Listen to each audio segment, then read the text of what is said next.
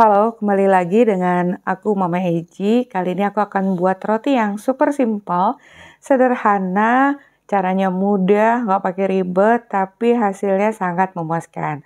Nah, untuk itu ikuti aja ya tutorialnya sampai selesai. Sebelumnya jangan lupa like, subscribe, nyalakan lonceng aktifnya, juga komentar. Di sini aku gunakan 110 ml air yang hangat, boleh air susu juga ya. Kemudian 1 telur tanpa cangkang 55 gram kurang lebih. Kemudian gula pasir, ini agak banyak aku masukkan semua aja. Kemudian ragi instan, dan ini tidak aku aduk. Karena jumlah gula yang aku masukkan sekaligus itu cukup banyak. Nanti raginya bisa mati kecuali kalian masukkan sebagian aja gulanya. Nah, baru deh itu diaduk. Nah, setelah aku tutup, aku mau lihat raginya aktif apa enggak. Ternyata berbusa-busa, tandanya raginya aktif.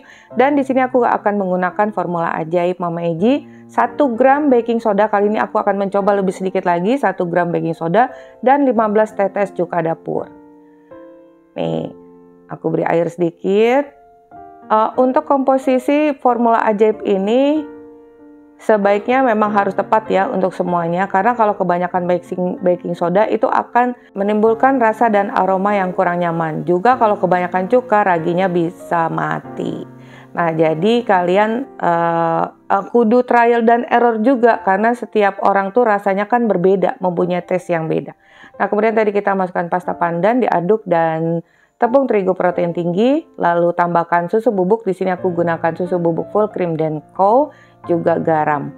Kemudian semua bahan ini kita aduk sampai tercampur merata, tidak ada lagi tepung yang kering, diaduk tidak sampai kalis. Nah, jadi itu ya, aku juga tidak memaksakan kalian sih untuk menggunakan formula ajaib aku ini, karena setelah dari beberapa tahun yang lalu, baru ini aku menemukan rasanya cara ini lebih simpel.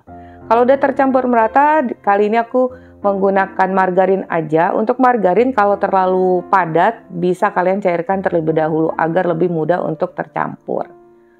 Nah, biasanya aku gunakan campuran butter margarin ya, tapi kehabisan. Kalau udah tercampur merata, margarinnya udah menyatu dengan adonan dengan baik. Kemudian kita tutup, proofing sampai double size, kurang lebih waktunya 60 menit. Kalau sampai terlalu kelamaan nanti adonannya akan asem ya. Nah, kalau udah, ini kita buang udara di dalamnya, kembali kita folding. Kalian bisa lihat, untuk resep ini konsistensi adonannya itu cukup lunak. Nggak usah khawatir, olesi papan kerja dan telapak tangan dengan sedikit margarin. Nah, seperti ini. Nanti kalau kita folding, ini kan harus kita padatkan lagi nih, sampai terasa halus permukaannya, itu nggak akan melekat. Tapi adonannya tetap lembut. Nah, ini kita folding dulu, padatkan, dibulatkan ya. Kemudian kita potong-potong menjadi beberapa bagian. Jadi kembali lagi ke formula ajaib. Ini sangat simpel menurut aku. Nggak perlu lagi menggunakan metode biang atau metode apapun. Caranya cukup ringkas dan cepat, dan hasilnya sangat memuaskan. Perlu diketahui juga, memang harus kita itu mencoba trial dan errornya. Jadi seperti yang aku bilang sebelumnya, untuk penggunaan baking soda dan cuka itu, kalau emang kalian merasakan tidak cocok dengan resep ini, mungkin komposisinya bisa dikurangi.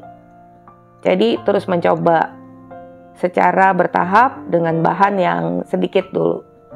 Tapi kalau memang gramasi aku dan kalian itu tepat, sama aja ya kita, itu pasti hasilnya juga baik seperti yang kalian lihat pada video. Soalnya gini, ada juga yang katanya takarannya udah sama tapi kalau hasilnya beda.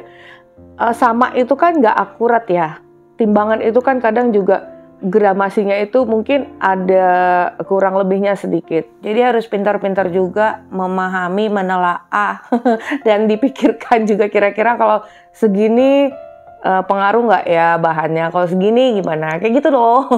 Ini kalau udah kita bulatkan semua, istirahatkan 15 menit, dan kalau udah kita pipihkan memanjang, boleh ini kalian beri isian ya, boleh beri isian apa aja, dan bagian ujungnya itu aku potong-potong putus.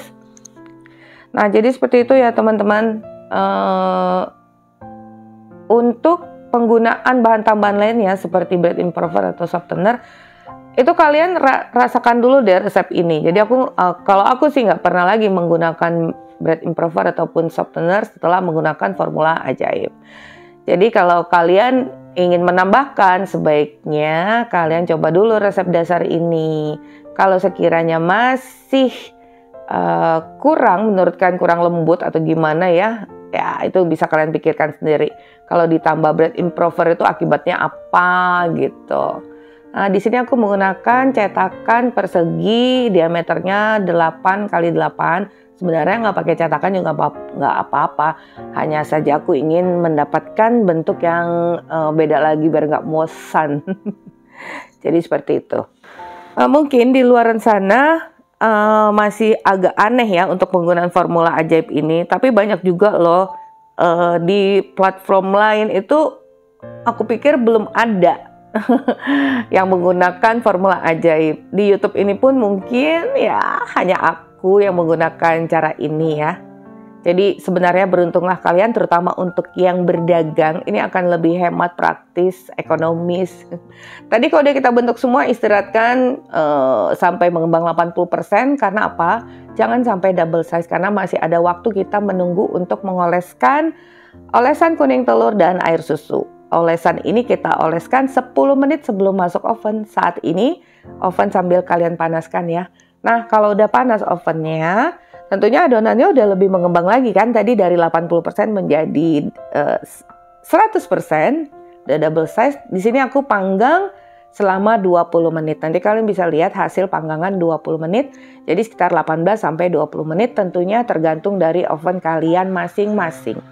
Nah, kalau udah selagi panas, olesi tipis dengan butter atau margarin agar lebih shiny dan lebih empuk permukaannya. Nah, jika bagian bawah roti kalian atau bagian atasnya itu terasa lebih keras, kalian harus kontrol suhu api atas ataupun bawah. Kalau keras tuh berarti terlalu overcook, terlalu lama ya memanggangnya. Jadi harus pintar-pintar memahami karakteristik oven kalian masing-masing. Karena oven apapun itu, walaupun sejenis, pasti ada perbedaannya. Selagi panas, sebenarnya harus kita keluarkan dari cetakan nanti agar nggak basah bagian dalamnya ya. Nih, ini aku keluarkan, udah agak anget-anget sedikit sih. Dan penampakan roti ini sangat gembul, tinggi, dan pastinya empuk. Aku juga udah pernah membuktikan juga beberapa testimoni dari teman-teman. Ternyata roti ini dengan menggunakan formula ajaib itu bisa jauh lebih awet. Tentunya kalau udah nggak panas lagi, ini harus dikemas dalam plastik atau wadah tertutup rapat terhindar dari udara. Nah, ini dia hasilnya ya. Roti manis, pandan, empuk, lembut, moist, tidak mudah kering. Nih, kita penyet-penyet gini nih. Itu tuh gimana ya, empuk terus kembali ke bentuk semula, tapi tetap padat loh. Jenis roti ini agak lebih padat.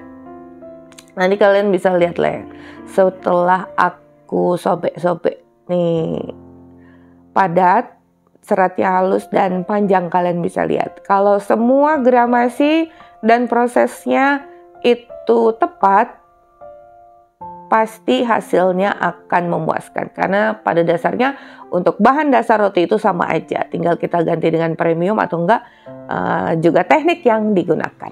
Oke, sampai di sini dulu resep kita hari ini. Oh ya, ini yang terlihat pada udara luar ya, sangat lebih terang, hijaunya terlihat lebih cakep. Thank you for being with me today. Wassalamualaikum warahmatullahi wabarakatuh.